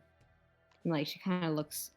She probably eventually just like looks closer at like her hair, like probably like brushing her fingers through it. You do notice the two-toned hair, the white parts of her hair, feel like just a tiny bit of a different consistency than the black parts of her hair as well, kind of thing. I'm assuming that she's probably like run like her fingers against the like the little tattoo looking things. Does it feel similar? You can't quite tell because you do, as much as it's protruding from the skin slightly, there is still like skin covering it, kind of thing. Like it's not just lines on your skin, is what I was trying to say, kind of thing. Like it's a slight I know ridge. what you mean. But yeah, It's there is some skin. like kind of it like there's like a little elevation type thing, but it's like still part of the skin. But yeah, and so it's still under the skin, but it is elevated slightly, and you can see it bright as day. Like the skin is not covering the amount, like the white lines, kind of thing. Well, it is, but it's not visually covering it, kind of thing. But yeah, you wouldn't be able to see if it's the same texture because the skin's kind of getting in the way. But yeah, does Otome like turn to look at her back? Yeah. All right. Well, like she definitely when she turned to look at her back, you'd see lines coming from her shoulders alongside her hips as well, both the same thickness, and they make what can only be described as a beautiful pattern of spirals and branching lines that look kind of like ivy in a way, like vines and things like that. If you painted in little leaves there, it would fully look like a floral design. And you see, lots of spirals, lots of branching lines that then connect later, kind of thing. It's also completely symmetrical as well, from left to right, which makes it look just really beautiful. Same white lines, same skin thing. Damn, I love Uzumaki. I'm sorry, that's out of character. Fair enough. She's probably thinking about it though. She's probably like, whoa. Yeah. Please tell me you understood that reference and No. it didn't go over your head. No, I did not. God fucking damn it. Anyways. Back to the game. So she's definitely just kind of like, oh, spirals. Cool. Yeah. Type energy. It definitely, it looks like something, if it was on like a tapestry, the immediate thought was like, oh wow, that's really well made, kind of thing. It's very kind of professional design. It's not just fucking around. Yeah. I see. Yeah, and there are lines that then go down your legs. If you do, go to uncover your legs to look at them, it'll be a similar thing similar things to your arms, so they kind of spiral around. Occasionally small patterns, but mostly just that spiral.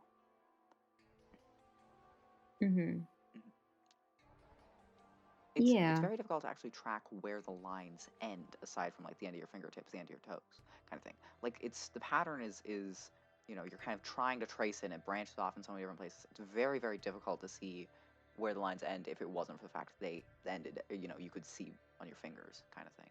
If you were just looking at your back, it would be very difficult. Yeah. I think after she's like looking in the mirror, like she's probably like took off like the pants she was wearing just to like see like it go down her legs and everything. Yeah. And I think she probably like she probably has like an oversized like shirt or like sweatshirt that I'll say she like probably left behind and like just still had in her like closet or something. And then she would have just like put that on, and then she probably like would walk over to her parents' room just to see. She's like, maybe my mom has clothes that would fit me. Yeah. And you can look for a bit, and you can definitely find some of like the basic stuff. It doesn't fit perfectly. Some of them are a bit too tight, some of them are a bit too loose, kind of thing. But they don't fit uncomfortably. They're just, if you looked, you can kind of see, yeah, they're probably not, the Yeah. right size, but it's not, overly big or overly small, kind of thing. Yeah, it's just like that's off. Yeah. Like, Yeah. this is good for like in the meantime. Yeah. 100%. Okay. Anyways, I'm presuming thank you're you. like, I'm presuming you're like packing extra clothes and kind of things into your bag, kind of thing. Yeah, she would probably like take like the oversized shirts that like she would usually like sleep in, Yeah. or something. Things that would end up being a bit more baggy than like what she would put them on first to make sure like they were good. Before like, yeah, she'd probably pack like a few changes of clothes. All right. She'd pack deodorant. Like, fair enough. The essentials, she'd, kind of. yeah, the essentials.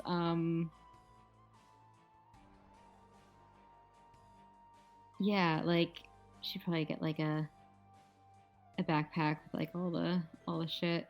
Yeah. Oh, I do want to note that when she goes, when she like first goes into the house before she goes to her room, she does turn off the stove. That's fair. All right. So you've packed your stuff. You packed the important things that you think you might need, kind of thing. Most of the items you have in your inventory you would have right now, kind of thing. Most, if not all. Yeah. Yeah. You've got a little bit more feminine clothes, even if they don't fit perfectly, kind of thing. Yeah. Yeah, so she's got like I feel like she's definitely like looked in like, she's like, what might I need in an apocalypse? Well, first aid, obviously. Yeah, she got like first aid. She got a taser in case because she's looking like that now. She's like, I need safety. Taser time. Yeah. She probably like took it from like. I can't imagine Atome was thinking the fates would go that far. Yeah, she wasn't thinking that much. When you were like, oh, you're changing my legal records, like you're doing this, they're like, we're not gonna fuck with that kind of thing. Like, we do really need someone to try and fix this. So you want to present femininely? We'll do that, Yeah, they're already going she's to. like, like, we can tell this is very important. So they delivered, and that's what's important. Yeah. Because yeah, so she's just hot. kind of like, yeah, she's hot, and she's like, this is great, but I've heard horror stories. Yeah. I don't have a taser on me at all times. Yeah. You likely, you kind of, words. I'm trying to formulate words and sentences. It's not working. Fair. Yeah, you probably heard some horror stories from some, like, the female coworkers kind of thing. Yeah, where definitely. they're just like, oh, there was this kind of, creepy dude after work that was trying to like follow me to my car, I feel like kind of thing. Yeah, no, I feel like all of like the like Masami definitely was one of the people who like there was like a buddy system. Yeah. If there was like I feel like they implemented like a buddy system 100%. whenever there was like a especially like a butler who was doing like a closing shift. Yeah. That was, I think that kind of spawned from that like initial thing of like one of the coworkers had said like, yeah, there was a creepy dude who tried to like follow me after my shift yesterday, and so then we're like, okay, let's find some way to deal with this. And so you're aware of the kind of shit you got to deal with now. Yeah. All right. right. Well, you take a step outside, kind of thing, and the Gogotin is no longer sitting kind of at the neighboring Sorry, house. the dog is keep trying to like go down into a like trying to open a door that is locked. Give me like 1 second to All like right. tell her to stop because I'm like for a moment. For a moment. Doggos are cute, but damn, they be annoying sometimes.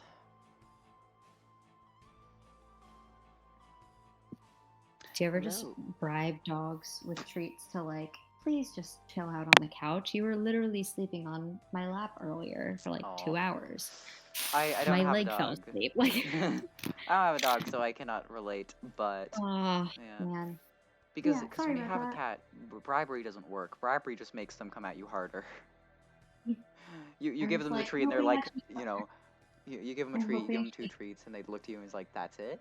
Like, Yeah, no, I'm hoping like she took the hint and is like going to chill now. yeah. Come Alright. on, baby. Anyway. And she's going for it.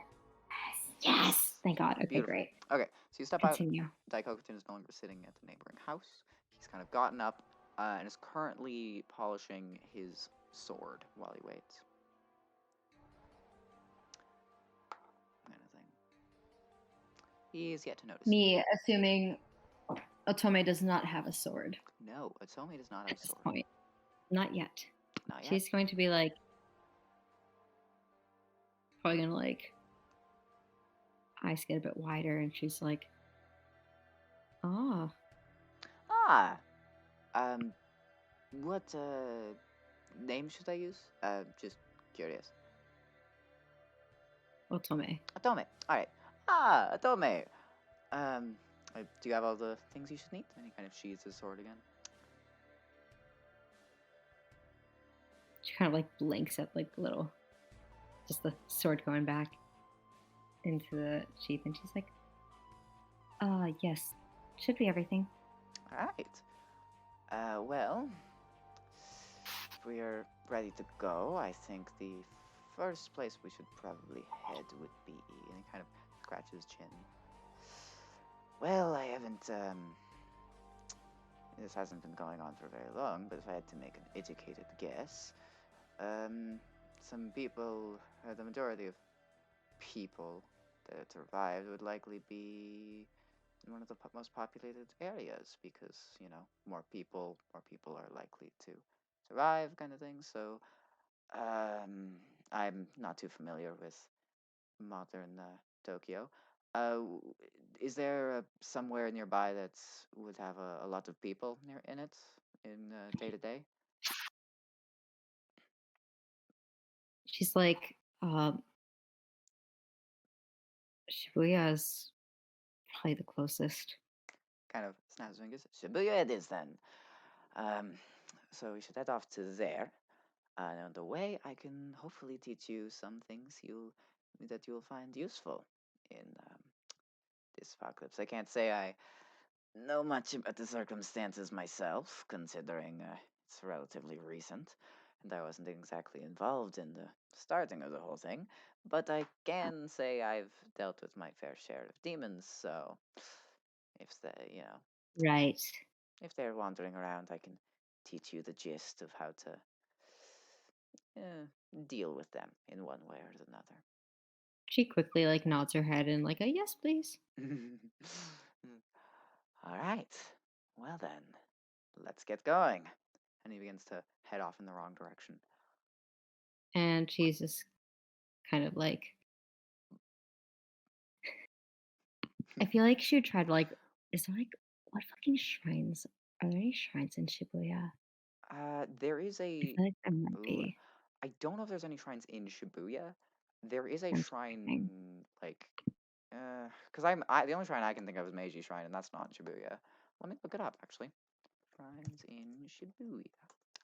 I'm also looking it up. Yeah, Meiji Shrine is a Shinto shrine in Shibuya. Yeah, but it is a little bit away from like the general like center area with Scramble Crossing and all that. Um, Um, I'm checking yeah, Meiji also. Meiji Shrine would be the closest to Shibuya, I believe. Um, Why do you ask? uh, there's some that are like closer because she would just kind of be like, "Are you aware of insert shrine here?"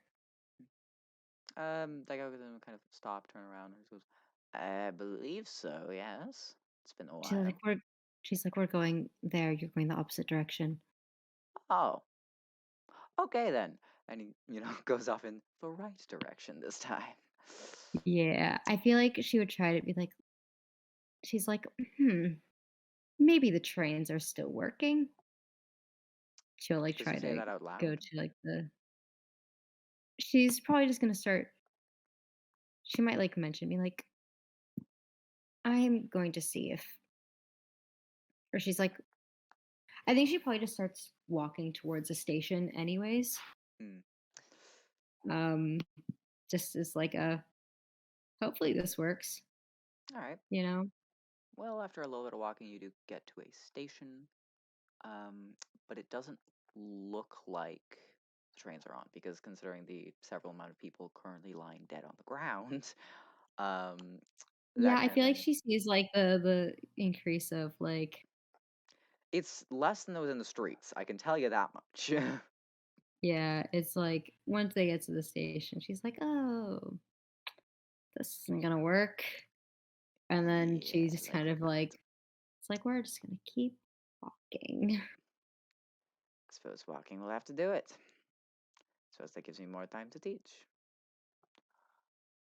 And so you head up, overground kind of thing. Begin walking to Shibuya, and it's going to be a long walk.